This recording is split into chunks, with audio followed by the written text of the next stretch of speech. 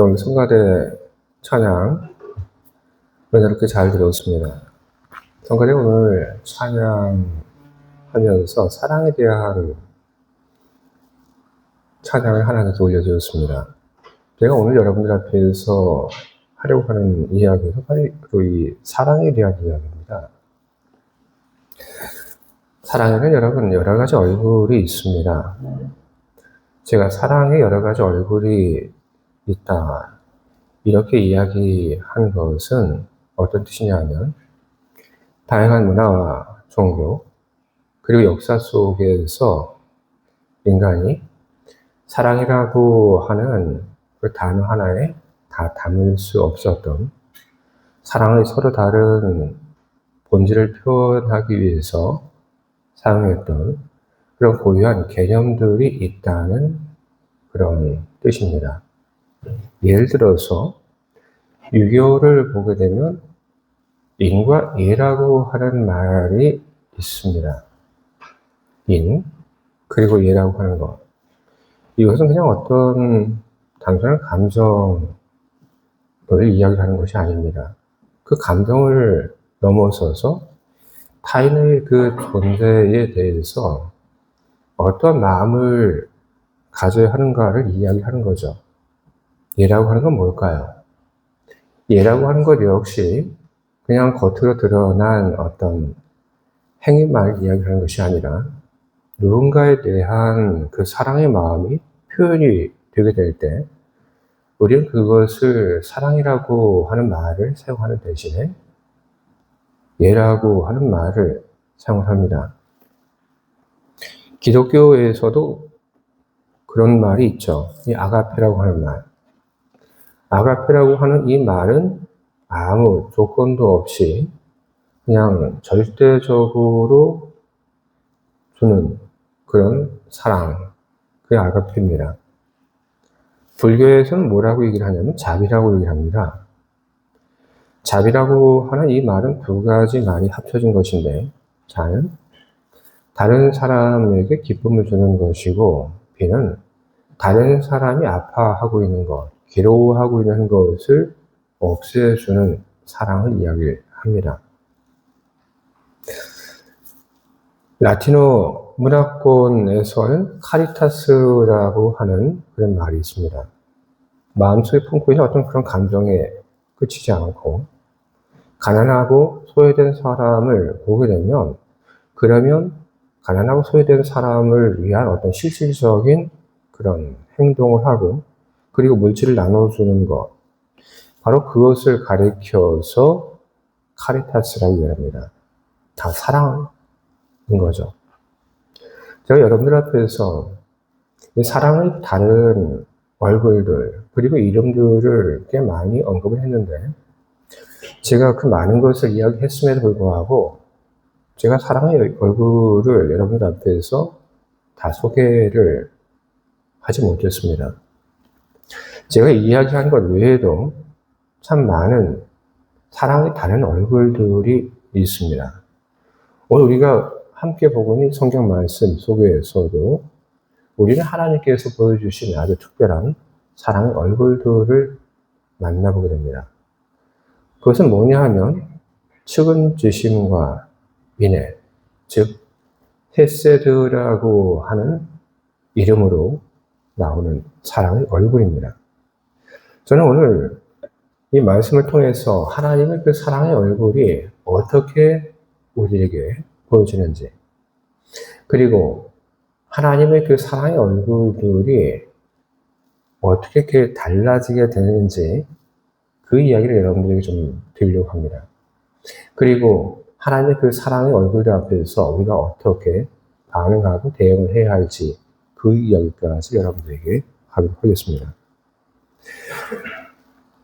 제가 오늘 이 성경 말씀 속에서 하나님 사랑의 얼굴 중에 이 측은지심이라고 하는 것이 있다 말씀드렸는데 하나님이 이 측은지심이라고 하는 것을 보여주신 것은 언제였냐면 하나님이 이스라엘을 성민으로 선택하실 바로 그때였습니다.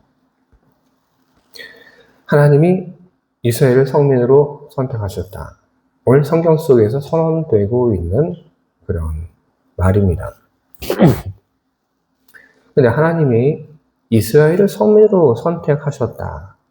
이거는 어떤 사건을 가리키는 그런 말일까요? 우리는 여러 가지 사건을 두고 하나님이 이스라엘을 성민으로 선택한 것과 연결시켜 볼 수 있습니다. 먼 옛날 아브라함이 하나님의 부름을 받은 바로 그 사건을 두고 오늘 성경은 이스라엘을 하나님이 성민으로 선택하신 바로 그 일로 규정을 하고 있는 것일까요? 그렇진 않습니다. 오늘 우리가 봤던 이 성경 말씀을 우리가 좀 잘 보게 되면 하나님께서 이스라엘을 성민으로 선택하실 때라고 하는 것이 언제였는지를 알려주는 그런 힌트가 바로 오늘 말씀 속에 등장을 하고 있습니다. 그럼 언제냐 하면 이스라엘이 이집트에서 비참한 노예 생활을 할 때입니다. 하나님이 바로 그때 이스라엘을 건져내시고 그리고 이스라엘을 성민으로 선택을 하셨습니다. 근데 하나님이 이집트에서 고생하고 있는 이스라엘을 성민으로 선택하셨습니다. 그 이유가 뭔가? 성경에는 그 이유가 등장합니다. 세상에 참 많은 민족들이 있고 사람들이 있습니다. 그런데 왜 하나님께서 이스라엘을 하나님 백성을 선택하셨는가?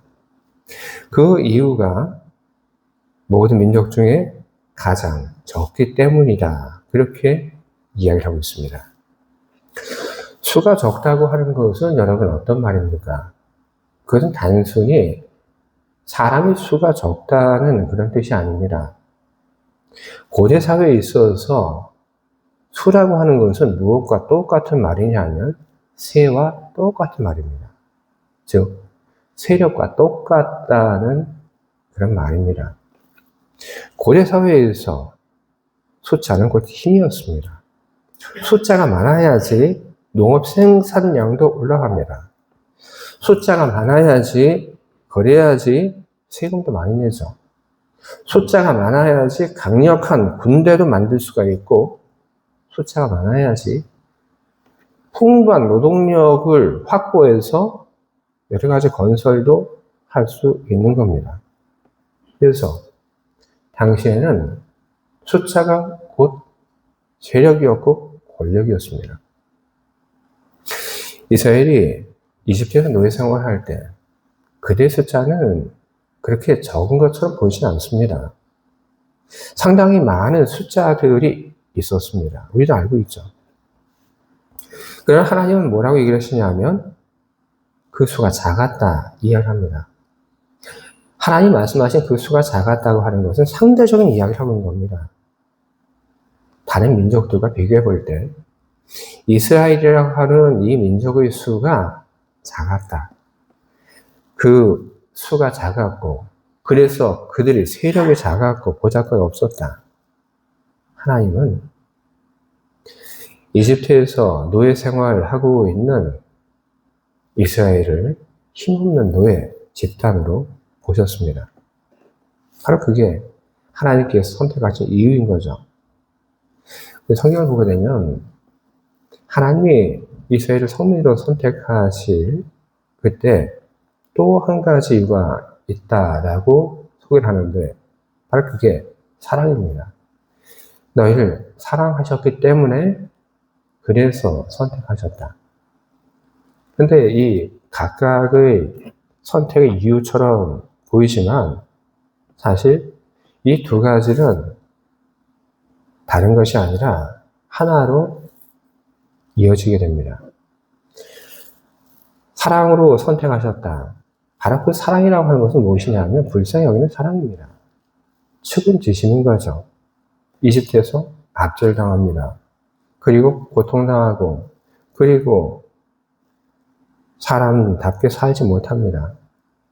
바로 그들이 살아가는 그 모습을 보면서 하나님은 안쓰럽게 보셨고 불쌍히 여기셨던 것이죠. 바로 그 마음이 하나님과 이스라엘이 그 관계를 시작하게 된 그런 이유였던 것입니다. 바로 그런 선택으로 하나님과 이스라엘의 관계가 이어지게 됐습니다. 그 관계는 시작이 되었죠. 이제 그 관계를 어떻게 끌어가고 그 관계를 어떻게 확대해 가야 할까? 그래서 등장하는 말이 뭐냐면 순종이라고 하는 말이 등장합니다. 하나님이 이스라엘을 이집트의 그 폭정에서 구하고 성민으로 삼을 때 한 가지 요구를 하셨습니다. 이게 뭐냐면 11절에 기록되어 있는 말씀인데 그런즉 너는 오늘 내가 네게 명하는 명령과 규례와 법도를 지켜 행할지니라. 네, 여러분이 생각하고 있는 바로 그거 맞습니다. 순종입니다. 하나님은 이스라엘 선택하고 그리고 하나님의 거룩한 백성으로 삼을 때 바로 이 부분에 대해서 분명히 이야기하셨고 그리고 이스라엘은 하나님 앞에 약속을 했습니다. 네, 그렇게 하겠습니다. 강요하지 않았습니다. 선택할 수 있게끔 하셨고 그리고 그 선택으로 인해서 하나님과 이스라엘 사이의 그 관계가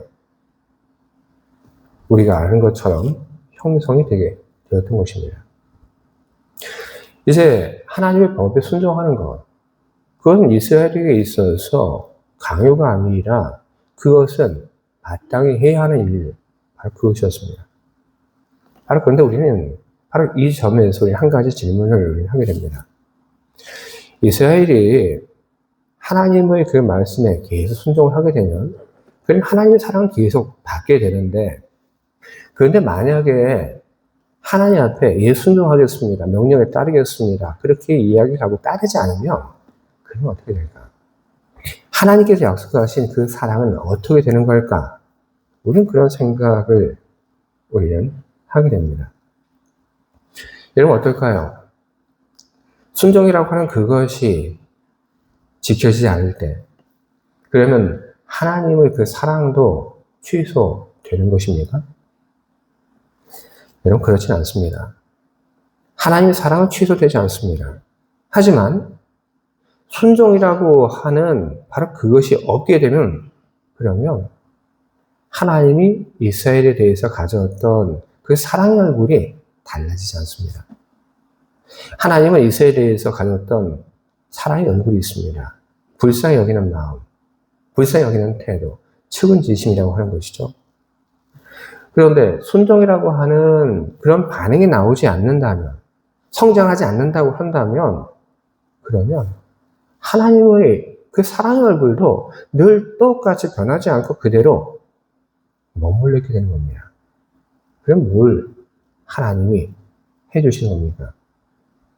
늘 사고 치다가 자빠지고 넘어져서 눈물 제일제일 흘리면 불쌍히 여기고 그리고 상처 입었다고 그렇게 하면 그 상처 싸매주고 치료해주고 그 관계에서 벗어나지 못하는 겁니다. 그러나 하나님이 우리에게 그런 것을 원하는 것이 아닙니다. 하나님이 원하는 사랑의 관계는 언제나 그런 모습에 머물러 있는 것이 아닙니다. 여러분, 우리 아이들 그렇지 않습니까? 우리 아이들이 점점 성장하면서 거기에 걸맞는 모습을 보이기를 우리가 원하지 아기 때처럼 그렇게 울고 떼쓰고 우리는 그런 모습을 우리는 원하지 않습니다. 하나님은 우리와 더 깊은 그런 관계 속에 나가길 원하십니다. 성경은 우리에게 바로 그런 사람이 있다고 하는 것을 보여줍니다. 그게 누구냐 하면 바로 맹인 바디메오입니다.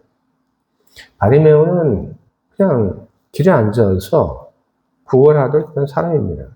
그가 예수님이 지나간다는 그런 이야기를 듣게 되죠.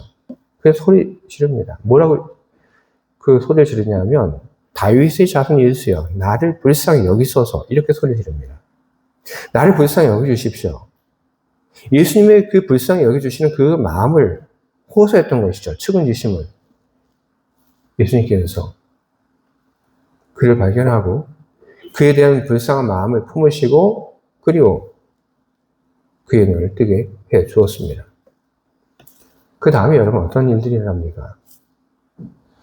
바디메오가 그 다음에 보여줬던 모습은 예수님께서 고쳐준 많은 사람들이 했던 모습과는 좀 다른 모습을 그냥 보여줍니다. 여지까지 예수님께서 얼마나 많은 사람들을 고쳐주셨는지 말로 설명하지 못합니다. 하지만 그 고침을 받은 사람들은 대부분 어떻게 행동했냐면 기뻐해서 그냥 자기 집에 갔습니다. 그리고 끝입니다. 예수님과 그의 고침을 받은 사람 사이 그 관계가 더 향상되고 더 깊어지는 그런 일들이 일어나지 않았습니다. 왜요? 그냥 갔기 때문에. 그러나 바디메오는 달랐습니다. 그는 성경을 보게 되면 마가복음 10장 52절은 이야기합니다. 그가 곧 보게 되어 예수를 길에서 따르니라. 그는 눈을 뜨자마자 예수를 따라갔습니다. 예수님의 제자가 되었고, 그리고 예수님과 더 깊은 그런 관계 속에 그는 들어가게 되었고, 그는 예수님으로부터 또 다른 은혜를 그는 받게 되었던 것이죠. 여러분, 오늘 우리가 함께 보고 있는 성경 말씀 12절의 약속하는 그런 비밀이 바로 여러분 그겁니다. 너희가 이 모든 법도를 듣고 지켜 행하면 네 하나님 여호와께서 내 조상들에게 맹세하신 언약을 지켜 내게 인애를 베푸실 것이라. 아멘. 여기서 등장하는 인애라고 하는 말이 바로 히브리어 헤세드라고 하는 말입니다. 헤세드. 어떤 위기 속에서도 결코 깨어지지 않는 그런 약속을 지키고 그리고 견고한 사랑, 바로 그것이 헤세드입니다. 은혜라고도 이야기를 하죠. 인애라고 번역하기도 했지만. 본문 13절부터 15절 보게 되면 그러면 하나님이 이 인애를 가지고 헤세드를 가지고 그러면 어떻게 하시는지에 대한 얘기가 나옵니다. 자녀 회복, 토지 소산 회복, 곡식과 포도주와 기름의 복, 가축이 많아지는 복, 질병이 사라지는 그런 건강의 복, 바로 그런 복이 주어질 것이라고 얘기를 합니다. 측은지심에서 하나님의 그 사랑의 얼굴이 인애로 헤세드로 달라지게 된 겁니다. 헤세드로 달라지게 되니까 이야기됐던 그런 것들이 하나님으로부터 주어지게 됩니다. 그래서 그런 얼굴이 달라지게 된 것. 바로 그건 뭡니까? 바로 순종이라고 하는 것이 있었기 때문에 하나님의 그 얼굴이 달라지게 됐던 것이죠. 여러분, 순종, 그것은 그렇다고 해서 복을 거래하기 위한 조건이 아닙니다. 순종이라고 하는 것은 그럼 무엇이냐 하면 더 깊은 사랑으로 가는 그런 길이고 통로인 것입니다. 오늘 성경을 통해서 우리는 중요한 사실들을 보았습니다. 하나님의 선택, 순종, 그리고 그 다음으로 이어지는 인애라고 하는 것. 근데 여러분 이게 뭡니까? 이게 뭘 얘기를 하냐 하면 우리 신앙생활을 이야기를 하는 겁니다. 우리 신앙생활이 이래요, 여러분. 우리 신앙생활이 어떤 그런 흐름을 따라서 진행이 되는지 바로 그것을 보여주고 있는 것입니다. 우리 하나님 자녀 선택을 받았죠. 우리가 대단해서 그래서 하나님 우리를 뽑으신 겁니까? 그렇진 않아요. 이스라엘이 그 수가 당시에 적지 않았지만 그러나 상대적으로 보게 되면 그 수는 얼마 되지 않았습니다. 우리가 참 괜찮은 그런 포지션에 있다고 하는 것을 보면서 내가 이렇게 공부도 잘했고 내가 이렇게 재능도 많으니까 하나님께서 나를 하나님의 사람으로 뽑아주셨구나 하는 생각을 우리는 가져서는 안 됩니다, 여러분. 우리가 부족한 것이 많지만 죄로 인해서 죽어가는 그런 우리의 길, 우리의 미래, 그 운명을 보셨기 때문에 우리를 불쌍히 여기신 거죠. 그래서 우리를 하나님의 자녀로 선택해 주신 겁니다. 신앙의 출발점. 그것은 하나님께서 우리를 불쌍히 여겨주셔서 선택하신 것이 바로 우리 신앙의 시작점입니다. 그 다음은 뭡니까? 우리에게는 이제 무엇이 있습니까? 우리에게는 하나님의 법, 예수 그리스도의 그 법을 따라서 살아야 하는 그런 순종의 책임, 그 의무가 있는 겁니다. 그리고 우리들이 그 순종을 하면서 살아가게 될 때 하나님은, 예수 그리스도는 우리들에게 헤세드를 보여주십니다. 근데 우리의 순종과 이 헤세드의 그 관계는 여러분 직선이 아닙니다. 이건 순환이 되는 겁니다. 우리가 순종을 하면, 그러면 우리 인생의 막판에 가서 오늘 성경에 있는 것과 같은 그런 헤세드가 우리에게 막 쏟아지는 것이 아니라고 하는 것입니다. 주님이 주시는 헤세드의 그런 모습들은 저 미래로 유보되는 것이 아니라 우리가 신앙생활을 하는 동안 우리의 신앙생활의 그 자리에서 계속 만나게 되는 바로 그런 것들입니다. 우리가 주님 말씀에 순종합니다. 그럼 주님은 우리들에게 헤세드를 보여주십니다. 그것은 단지 마음으로만 나오는 것이 아니라 구체적인 행위로, 그리고 구체적인 물질로, 일로 우리들에게 주님의 헤세드는, 인해는 나타나게 됩니다. 그럼 우리는 또 어떻게 합니까? 주님 말씀에 또 순종하죠? 주의 말씀을 이전보다 더 귀하게 여기고 더 많은 것을 순종하고 따라가게 됩니다. 또 어떻게 됩니까? 주님의 헤세드가 다시 우리에게 나타나게 됩니다. 바로 그것이 우리의 신앙생활의 모습인 것입니다. 주의 사랑하는 교회 여러분, 하나님, 그분이 하시는 일들을 보게 되면 그분은 사랑으로 시작해서 사랑으로 끝납니다. 처음부터 모든 것이 하나님의 사랑이었습니다.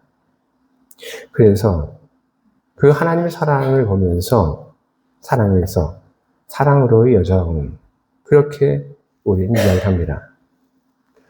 그리고 하나님의 사랑이 단지 하나님의 사랑으로 끝나는 것이 아니라 그 사랑이 또 우리에게 연결이 되고 우리가 그렇게 살아야 하기 때문에 사랑에서 또 사랑으로라고 하는 말이 나오게 되는 것입니다. 주의 사랑하는 교회 여러분, 더 깊은 사랑의 세계로 여러분 들어가기를 여러분 결심하시기 바랍니다. 그냥 측은지심, 바로 그렇게 보여주는 주님의 사랑에만 여러분 머물러 있기를 여러분 원하지 마시기 바랍니다. 더 깊은 주님의 사랑이 준비되어 있습니다. 여러분, 여러분의 마음을 바꿀, 여러분의 행동을 바꿀, 그리고 주님의 그런 반응을 바꿀 그런 여러분의 준비가 되어 있습니까? 여러분, 이제부터라도 우리는 그런 체인지를 해나가야 하는 것입니다. 바리매우처럼 눈이 떠졌다고 한다면, 그러면 그것을 만족하고 다 됐다 하고 주님과의 그 관계를 끊어버리는 그런 것이 아니라 그 주님과의 더 깊은 그런 사귐과 그리고 사랑을 바라며 주님을 따라가는 그런 온전한 순종, 바로 그 순종을 우리는 해야 할 것입니다. 주님의 법에 따르는 것, 여러분 그것은 바로 우리 사랑의 고백인 것입니다. 우리는 어떤 주님의 법을 우리는 따라야 하는 것입니까? 사랑인 것이죠. 여러분, 하나님을 여러분 사랑한다고 하는 것, 그것은 어떤 것입니까? 우리 하나님에 대해서 예의를 갖추는 것, 여러분 그 역시 하나님을 사랑하는 모습인 것입니다. 예배할 때 여러분, 우리는 하나님을 예배하는 그 예를 갖추고 우리는 예배를 드려야 하는 것입니다. 우리 가족을 대할 때 여러분 어떻게 대해야 하는 것입니까? 인자한 마음을 가지고 여러분의 가족을 대하시기 바랍니다. 그것이 주님이 오늘 우리들에게 바라시는 그런 주님의 뜻이고 명령인 것입니다. 여러분 이웃을 대할 때 그때 여러분 어떻게 대하시겠습니까? 여러분의 이웃을 대할 때 여러분 자비로 대하시기 바랍니다. 자비 그 불교의 용어인데 아니요. 여러분의 삶 속에서 다른 사람을 위한 그런 자비로운 일들을 여러분 해나가시기 바랍니다. 배고프고 헐벗은 사람이 있다고 한다면 그러면 카리타스로 여러분 대하시기 바랍니다. 불쌍히 여기고 딱하게 여기는 마음뿐 아니라 내가 가지고 있는 것을 나눠주며 그 사람의 삶을 위로해가는 그런 삶을 여러분 살아가시기 바랍니다.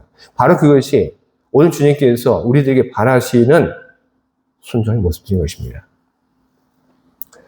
우리들이 주님이 바라시는 그런 순종을 해나가게 될 때 주님의 얼굴은 달라지게 될 겁니다. 우리를 불쌍히 여기셨던 그 얼굴이 아니라 우리를 자랑스럽게 여기시고 그리고 우리를 기뻐하시는 얼굴로 그리고 헤세리 얼굴로 주님의 얼굴은 달라지게 될 것입니다. 신앙생활을 시작하신 여러분 그리고 신앙생활하고 참 많은 길을 걸어오신 여러분 우리의 신앙생활이 끝날 때까지 우리는 주님의 사랑 안에 있고 그리고 우리는 언제나 주님의 말씀 앞에 우리는 순종하는 그런 사람들이 되어야 할 것입니다. 여러분의 순종, 그것은 그만한 가치가 있고 여러분의 순종은 더 큰 하나님의 사랑과 하나님의 인애를 불러오게 될 것입니다. 주님의 사랑 속에서 늘 행복하시고 더욱 기뻐하시고 더 큰 믿음의 사람들이 되어가시기를 주님의 이름으로 축원드립니다. 아멘. 함께 우리 기도하겠습니다.